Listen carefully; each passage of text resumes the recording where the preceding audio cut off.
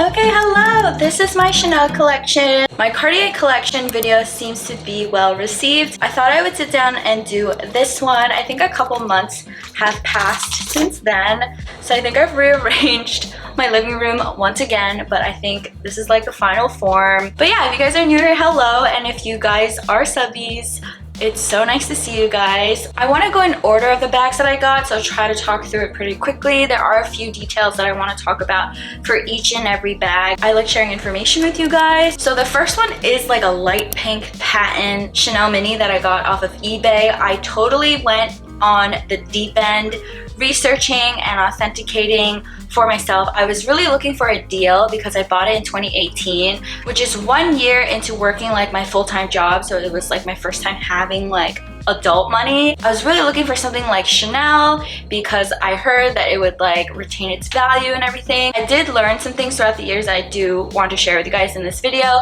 but that was like the first bag that I bought. I think it was totally an impulse buy. I bought it because it was like significantly lower than the retail price, but it turns out it is because it was patent leather. So I kind of had to learn the hard way that patent leather does not really hold its value, but because of the deal that I got it, when I did sell it, I did make about $700 more, but I did hold on to it for like 3 years, and I ummed and ahed about it, and I probably wore it like 5 times, which if you think about like the whole cost per wear method, like it totally sucked. I'm really glad I sold it. I'm really glad to like not think about trying to style it all the time. It looked beige, so I was hoping it would be like this sophisticated mini Chanel bag that was beige, but who was I kidding? It was totally light pink, and because it was patent, it was like shiny, so it totally didn't go with like the vibe of the outfits and my style. I learned that there's a difference between like things that I think are pretty to look at versus things that I would actually wear. So totally learned that the hard way. You guys will see in the trends. So I bought this bag in 2018 for $2,200 off of eBay. This is before eBay had their authenticity guarantee service. So I did the authentication myself. I did the research. I looked at what season it came out from Chanel, and it exists. I also compared the serial number to the year that it came out. I still paid $20 to get like the photos of the bag authenticated. I think it was just to make me feel better. I think it was called like real authentication for the patent bag. And the repair person told me that Chanel doesn't really touch their patent leather. Like once you get it from the store, like there's nothing they can do. If it cracks or has color transfer, like the leather is already like set and there's no way to like repair it. I think that's why patent leather doesn't retain its value. So actually 2 months later, I got this bag. I was still stuck on trying to get a mini Chanel bag. So I got this one from Facebook. I know, I'm crazy. I don't think the Facebook group is operating today. It's called a Resale. It is past its prime, but I definitely bought it in its prime back before like the super fakes were super crazy. I think they were picking up at that time. But the seller that I got it from, like she was established, and I talked to her about some stuff and it seemed to check out. Like I did some snooping on her Facebook, and she also gave me the receipt for it, which is like from Saks in Las Vegas. The serial number checks out for like the time period that I bought it, and then I also did get this authenticated. It was like some professional authenticator. I think I've seen like them in YouTube videos too, which I think is super cool. And if you guys know, in the Chanel world, like I think this bag is pretty hard to get. So I got this one under retail, which is crazy because this sells for over retail, and that's because she has a little scuff like right here. Yeah, you guys can see it. So she has a scuff right here, so the seller priced it below retail. I am an advocate for like buying slightly scuffed bags because I know I'm gonna scuff it anyway, so I might as well get it for a discount, and it's gonna be loved. I love her so much. I'm not like the biggest stickler for a perfect bag, especially like the location of it. Like no one's gonna tell, like really, no one cares. So I got this for $250 less than retail at the time that I bought that, which was 2019, and it came with shipping, came with like the box, camellia, ribbon, receipt, the card, the Chanel card. So now this bag goes for $4,700. So it's definitely increased in value by a lot. I guess if I were to sell it, I would definitely profit. I don't think I will sell it just because it's such a staple bag, and I'll probably, like, as I say, pass it down.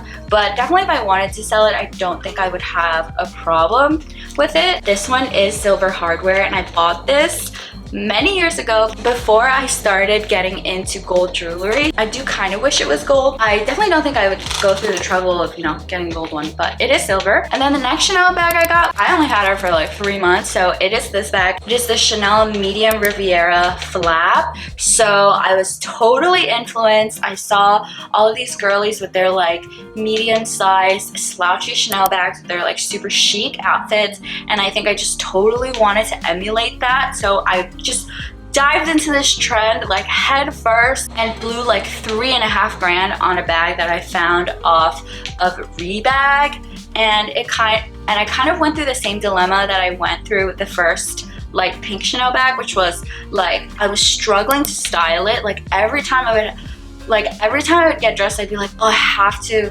try to wear this bag because like I spent all this money on it, like I have to wear it. But then I would like try it on with the outfit that I wanted to wear, and like it just wouldn't work out, and I was like trying so hard to make it work, and it just like was not easy. And I truly feel like when you get the right pieces, like your outfits should be easy. Like they should not be that hard. I think I was realizing like I made a mistake. So 3 months later, I decided to just sell it to Rebag. That was back when my platforms were a little bit smaller. So I was just selling to companies, and I wasn't really like trying to seek out like a private buyer. So I did get much less money out of it because I was selling it to a company. So yeah, I traded it for $2,400. So I actually lost $1,000, which like hurt me so much to say.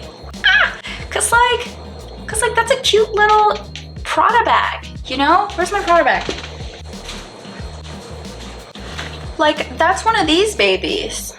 So yeah, really sad about that. So I think I really haven't bought a bag since this one.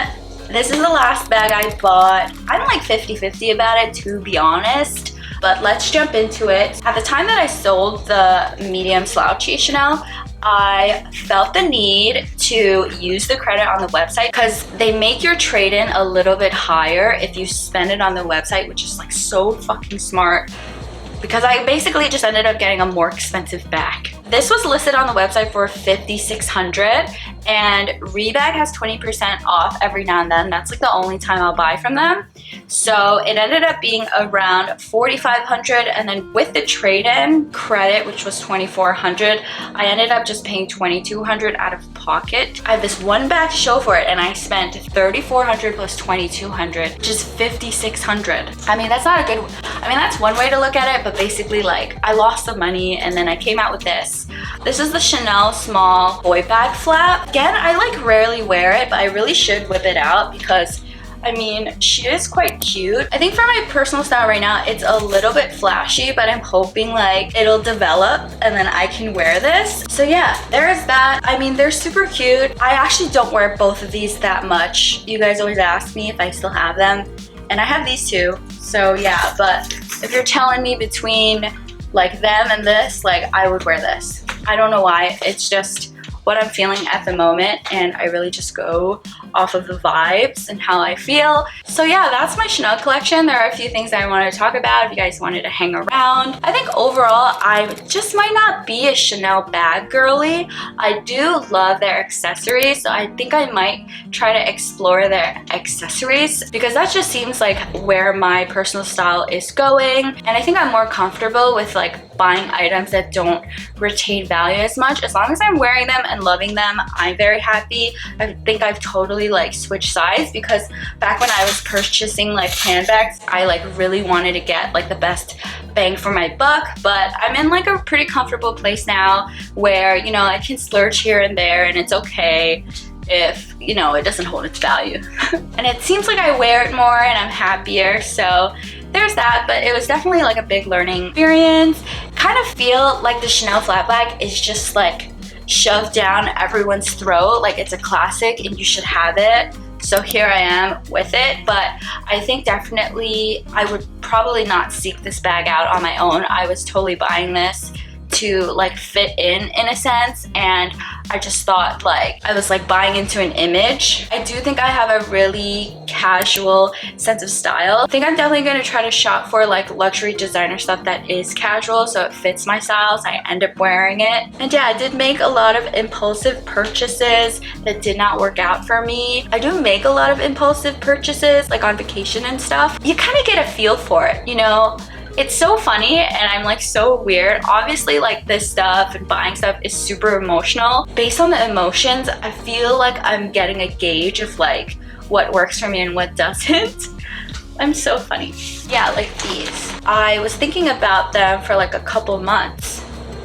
And like, we all know designer sunglasses don't hold value, but they make me so happy. Actually, I think Cody bought these for me.